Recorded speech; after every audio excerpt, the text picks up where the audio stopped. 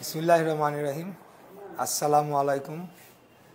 আমি ইশরাক হোসেন অতি সম্প্রতি আমার একটা বক্তব্য বিকৃত করে একটি স্বার্থান্বেষী মহল সামাজিক যোগাযোগ মাধ্যম ফেসবুক এবং ইউটিউবে ছড়িয়ে অপপ্রচার চালাচ্ছে, যাতে আমি খুবই মর্মাহত হয়েছি। সেই সাথে তীব্রভাবে এর প্রতিবাদ জানিয়ে বলতে চাই, এটি সম্পূর্ণ রাজনৈতিক উদ্দেশ্য বাস্তবায়নে আওয়ামী স্বৈরাচারী সরকারের দোসররা আমার এই বক্তব্যকে বিকৃত করে অপপ্রচার চালাচ্ছে। এই বিকৃত বক্তব্য আমার নয়, আমি সম্পূর্ণ বক্তব্য ইতিমধ্যেই আমার ভেরিফাইড ফেসবুক পেজে শেয়ার করেছি। গত 13ই আগস্ট রাজধানীর সবুজবাগ বৌদ্ধ মন্দিরে গিয়ে বৌদ্ধ সম্প্রদায়ের খোঁজ খবর নেই এবং তাদের নেতৃবৃন্দের সাথে মত বিনিময় করি। সেখানে থাকা সাংবাদিকরা সাবেক স্বরাষ্ট্র উপদেষ্টা ব্রিগেডিয়ার জেনারেল সাখাওয়াত হোসেনের একটি বক্তব্য নিয়ে প্রশ্ন করলে তার প্রতি উত্তরে আমি সে সময় স্বরাষ্ট্র উপদেষ্টার পদত্যাগ চেয়ে মন্তব্য করি। সেদিনের সেই বক্তব্যকে বিকৃত করে এবং বিকৃত টাইটেল যোগ করে আওয়ামী পরাজিত শক্তি ডক্টর মোহাম্মদ ইউনূস ও আমাকে নিয়ে বিভ্রান্তি ছড়ানোর অপচেষ্টা চালাচ্ছে। প্রফেসর ডক্টর মোহাম্মদ ইউনূস সম্পর্কে আমার অবস্থান স্পষ্ট করে বলতে চাই, আমি বহু বছর আগে থেকেই ডক্টর মোহাম্মদ ইউনূসের একজন বড় ভক্ত।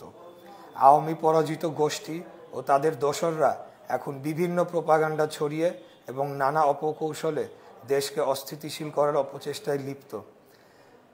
এ ব্যাপারে দেশবাসীকে বিশেষভাবে সতর্ক থাকার অনুরোধ জানাচ্ছি। একই সাথে যারা এমন নোংরা কাজ করে দেশকে অস্থিতিশীল করার ষড়যন্ত্র করছে তাদের বিরুদ্ধে আইনানুগ ব্যবস্থা নেওয়ার জন্য আইন শৃঙ্খলা বাহিনীর প্রতি আহ্বান জানাচ্ছি। এই বক্তব্যটি আমি লিখিত পড়লাম। আমি জনগণের উদ্দেশ্যে এটা বলতে চাই যে আওয়ামী পরাজিত শক্তি এখন তারা মরিয়া হয়ে তারা এই ধরনের অপপ্রচার চালাচ্ছে।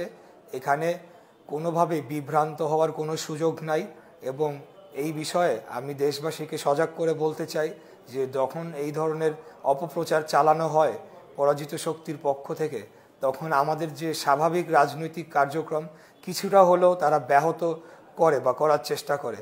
তবে যদি জনগণ এইসব বিষয়ে সজাগ থাকে এবং এইসব অপপ্রচার তারাই রুখে দেয়, তাহলে ইনশাল্লাহ আমাদের কার্যক্রমকে কেউ ব্যাহত করতে পারবে না। আমরা অবশ্যই এই পরাজিত শক্তি তাদেরকে আইনের আওতায় এনে বিচার এবং শাস্তি নিশ্চিত করব। আমাদের লক্ষ্য থেকে আমাদেরকেও সরাতে পারবে না। ধন্যবাদ দেশবাসীকে। আমি সবাইকে আবারও আহ্বান জানাতে চাই, আমার বক্তব্য নিয়ে যে মহল বিভ্রান্ত ছড়াচ্ছে সেগুলোতে আপনারা কান দিবেন না, গুজবে কান দিবেন না, আপনারা সেগুলো বিশ্বাস করবেন না।